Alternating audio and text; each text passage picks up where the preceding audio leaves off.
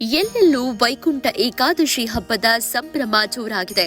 ಇಲ್ಲೊಂದು ಕಡೆ ವಿಭಿನ್ನ ವಿನೂತನವಾಗಿ ವೈಕುಂಠ ಏಕಾದಶಿ ಸಂಭ್ರಮ ಅದ್ದೂರಿಯಾಗಿ ನಡೀತಾ ಇದೆ.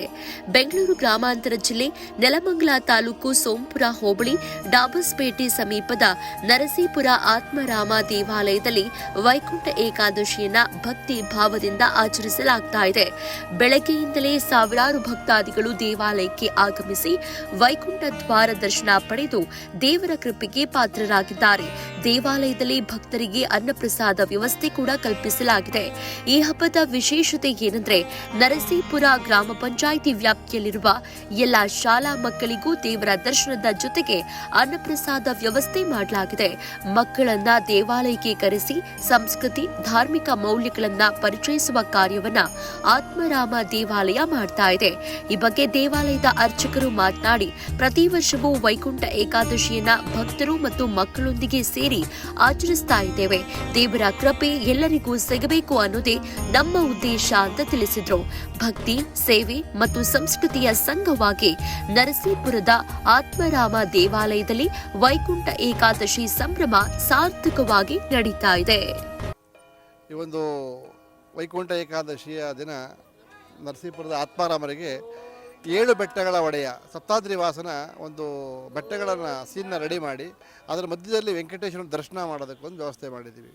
ಈ ಒಂದು ದಿವಸ ಏನು ನಮ್ಮ ಪಂಚಾಯತಿ ವ್ಯಾಪ್ತಿ ಎಲ್ಲ ಗ್ರಾಮಗಳಿಂದ ಸುಮಾರು ಜನ ಹತ್ತಿರ ಒಂದು 7-8 ಸಾವಿರ 10 ಸಾವಿರ ಜನದ ಮೇಲೆ ಒಂದು ಭಗವಂತನ ದರ್ಶನ ಮಾಡ್ತಾರೆ. ಮತ್ತು ಇವತ್ತು ಉಪವಾಸ ಇರತಕ್ಕಂಥವ್ರು ಉಪವಾಸ ಇರ್ತಾರೆ, ಇಲ್ಲದೇ ಇರತಕ್ಕಂಥವ್ರು ಒಂದು ಪ್ರಸಾದವನ್ನು ಸ್ವೀಕಾರ ಮಾಡ್ತಾರೆ. ಇವತ್ತು ಬೆಳಗ್ಗೆ 5 ಗಂಟೆಯಿಂದ ರಾತ್ರಿ 11 ಗಂಟೆವರೆಗೂ ಸಹ ಪ್ರಸಾದ ವ್ಯವಸ್ಥೆ ಇರುತ್ತೆ. ಮಕ್ಕಳು ಎಲ್ಲ ಶಾಲಾ ಮಕ್ಕಳು ಬರ್ತಾರೆ. ನಮ್ಮ ಪಂಚಾಯತಿ ವ್ಯಾಪ್ತಿಯ ಎಲ್ಲ ಶಾಲಾ ಮಕ್ಕಳು ಸಹ ಬಂದು ದರ್ಶನ ಮಾಡಿ ಲಾಡು ಪ್ರಸಾದ ತೆಗೆದುಕೊಂಡು ಪ್ರಸಾದ ತಗೊಂಡು ಹೋಗ್ತಾರೆ. ಏನೇನಿರುತ್ತೆ? ಮೊದಲು ಲಾಡು ಇರುತ್ತೆ, ಸಿಹಿ ಪೊಂಗಲ್ ಇದೆ, ಪಾಯಸ ಇದೆ, ಖಾರ ಪೊಂಗಲು ಮತ್ತು ಸಿಹಿ ಪೊಂಗಲು, ಜೊತೆಲಿ ಮೆಂತ್ಯ ಬಾತು, ಟೊಮೊಟೊ ಬಾತು, ರಾತ್ರಿಗೆ ಅನ್ನ ಸಾಂಬಾರು. ಏನಾಗುತ್ತೆ ಇದೀಗ ಹರಿಹರ ಇವರಿಬ್ಬರಲ್ಲೂ ಭೇದವಿಲ್ಲ. ಈ ಉಪವಾಸ ಮತ್ತು ವ್ರತಗಳಲ್ಲಿ ಮುಖ್ಯವಾಗಿರ್ತಕ್ಕಂಥದ್ದು ಅಯ್ಯಪ್ಪ. ಈಗ ಸತ್ಯನಾರಾಯಣ ಪೂಜೆ ಮಾಡ್ತೀವಿ, ವ್ರತ ಮಾಡೋದಿಲ್ಲ. ಹಾಗೆ ವ್ರತಕ್ಕೆ ಬಂದಾಗ ನನ್ನಯ್ಯಪ್ಪನ ಒಂದು ವ್ರತವೇ ಶ್ರೇಷ್ಠ. ಯಾರೂ ಸಹ ಅದನ್ನು ಕಟ್ಟುನಿಟ್ಟಾಗಿ ಮಾಡೋದಿಲ್ಲ. 48 ದಿನ 108 ದಿನ ಮಹಾಪಾದಗೆ ಮಾಲೆಯನ್ನು ಧರಿಸ್ಕೊಂಡು ದೇಹವನ್ನು ದಂಡಿಸಿ ದೊಡ್ಡ ಪಾದಯಾತ್ರೆಯನ್ನು ಮಾಡಿ ಅವರು ಭಗವಂತನ ಯಾರು ದರ್ಶನ ಮಾಡ್ತಾರೆ ಅವ್ರ ಜೀವನದಲ್ಲಿ ಎಲ್ಲವನ್ನೂ ಪಡೀತಾರೆ.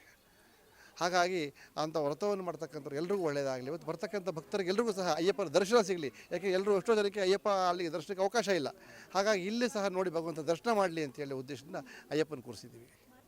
ವೈಕುಂಠ ಅಂದರೆ ಮುರ ಅಂತಕ್ಕಂತಹ ರಾಕ್ಷಸನನ್ನು ಏಕಾದಶ ಅಂತಕ್ಕಂತಹ ಆಯುಧದಿಂದ ವಿಷ್ಣು ಕೊಲ್ತಾರೆ.